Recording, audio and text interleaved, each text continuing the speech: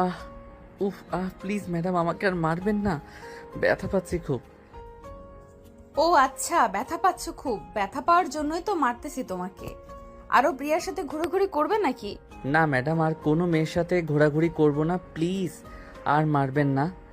না, তোকে আমার বিশ্বাস হয় না। তুই ওই দিন বলেছিলি তুই প্রিয়ার সাথে ঘোরাঘুরি করবি না। তবুও আজকে আমি তোকে দেখলাম পার্কে বসে প্রিয়ার কোলে মাথা রেখে বাদাম খাচ্ছিলি তুই। বাদাম খাবো না তো কি খাবো? সে আমার গার্লফ্রেন্ড। ও আচ্ছা, এখন সত্যি কথা বের হলো। সে তার গার্লফ্রেন্ড, তাই না? আজকে তোকে আর বাড়িতে যাইতে দিতেছি না।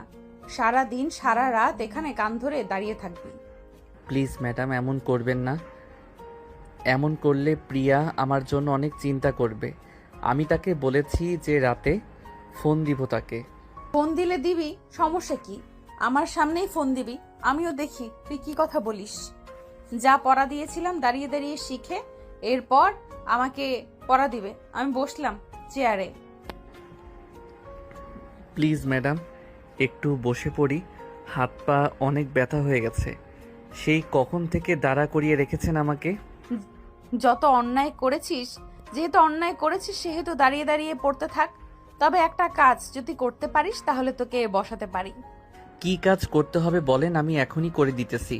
কারোর সাথে প্রেম করিয়ে দিতে হবে? শুধু নামটা বলেন, বাকিটা আমি দেখে নিতেছি। তুই পিচ্চি মানুষ, এত কথা বলিস কেন? তোকে আমি কি বলেছি যে আমি অন্য কারোর সাথে প্রেম করব বা অন্য কারো নাম বলেছি? না, কিছুই বলেন নাই। তবে আপনি বলেছেন একটা কাজ করে দিতে, কাজের নামটাই তো বললেন না। তো আমি বুঝবো কি করে? তাই তো আন্দাজে একটা কথা বললাম আপনাকে। ও আচ্ছা, আন্দাজে কথা বলেছিস। এইদিকে আয়, আমার ঠোঁটের সাথে তোর ঠোঁট মিশিয়ে যদি 5 মিনিট লিপ কিস করতে পারিস তাহলে তোকে বসাতে পারি আমি। কি? এটা কোনো ব্যাপার হলো আমার কাছে? কত মেয়েকে লিপ কিস করেছি, আপনি শুধু দেখেন কিভাবে লিপ কিস করি আপনাকে। তুই কয়টা মেয়েকে লিপ কিস করেছিস আর কয়টা মেয়ের সাথে রুম ডেট করেছিস, সত্যি করে বলতো। এই ধরেন 20 থেকে 25টা মেয়ের সাথে লিপ কিস করেছি, আর 5 থেকে 7টা মেয়ের সাথে রুম ডেট করেছি। সাগরের কথা শুনে বর্ষার চোখ দুটো বড় বড় করে তাকালো সাগরের দিকে।